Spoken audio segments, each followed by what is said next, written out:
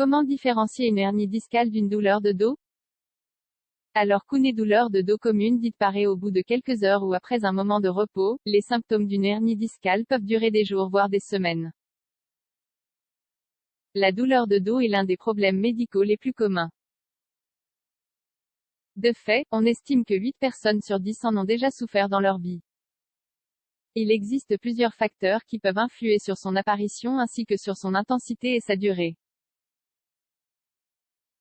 La majorité des douleurs de ce type ont tendance à être légères et disparaissent de manière spontanée, après un moment de repos ou quelques exercices au niveau de la zone affectée. Cependant, dans de nombreux cas, la douleur est récurrente et peut être due à un problème chronique qui demande une attention toute particulière. Souvent, les personnes préfèrent ignorer la douleur de dos et penser que c'est quelque chose de temporaire et de normal. Pourtant, elles devraient y prêter attention, car c'est un signal d'alerte qui signifie que quelque chose ne va pas bien. L'hernie discale est l'une des affections que les gens ont tendance à ignorer car ils pensent que c'est une douleur commune de dos. Cependant, il faut savoir que les symptômes s'intensifient avec le temps et il est de plus en plus difficile de les soigner. C'est pour cela qu'il est très important de connaître la différence entre la douleur d'une hernie discale et un mal de dos, afin de leur apporter un traitement adapté. Qu'est-ce qu'une hernie discale?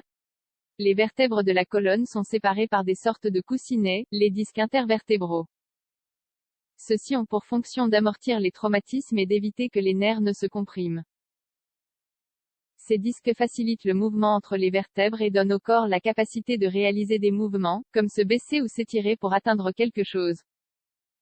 Cependant, avec le passage des années, ils perdent leur élasticité et sont de moins en moins flexibles. Alors les disques deviennent de plus en plus fragiles.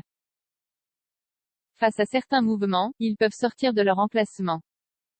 Et même se casser suite à une lésion ou à un effort excessif, provoquant alors une hernie discale. On commence à ressentir une douleur intense dans l'un des côtés du corps. Puis un engourdissement et une fragilité, et c'est alors que l'on peut diagnostiquer une hernie discale. Quelle différence y a-t-il entre une hernie discale et une douleur de dos? Le symptôme principal d'une hernie discale est une douleur de dos qui petit à petit augmente d'intensité. D'où le fait que l'on puisse la confondre avec une douleur commune. Pour la différencier, il faut savoir que la douleur provoquée par une hernie discale augmente lorsqu'on tousse quand on essaie de plier son corps ou lorsqu'on est assis pendant un temps prolongé. Alors que la douleur s'atténue lorsqu'on s'allonge avec les jambes légèrement pliées ou lorsqu'on marche. En général, l'hernie présente une sensation de perte de force, à cause de la compression des racines nerveuses. Cela n'arrive pas lorsqu'il s'agit d'une douleur de dos commune. Si le problème est chronique à cause de la rupture ou de la lésion du disque, la moelle épinière peut être endommagée et la personne peut perdre le contrôle de ses habitudes de miction et d'excrétion. De plus, les symptômes d'hernie discale peuvent durer des jours voire des semaines. Alors qu'une douleur commune de dos disparaît en quelques heures ou après un bref repos. Que faire en cas d'hernie discale? Face aux symptômes d'une hernie discale, la première mesure à prendre en compte est de consulter immédiatement un médecin pour évaluer la gravité du problème. Pour traiter cette affection, l'une des options est la chirurgie mais elle ne garantit pas l'élimination de la douleur à 100%. C'est pour cela que de nombreux patients diagnostiqués ont trouvé dans la médecine alternative différents traitements pour améliorer ce problème et éviter qu'il n'affecte leur qualité de vie. Voici certains de ces traitements. La thermothérapie, l'électrothérapie, les tractions lombaires, les minerves, les ceintures, les massages, l'hydrothérapie, les remèdes naturels analgésiques. En plus de ces thérapies, on conseille également de tenir compte d'autres conseils qui peuvent contribuer à calmer la douleur. Dormir sur un bon matelas, avec une planche dessous. Adopter une position fétale pour dormir.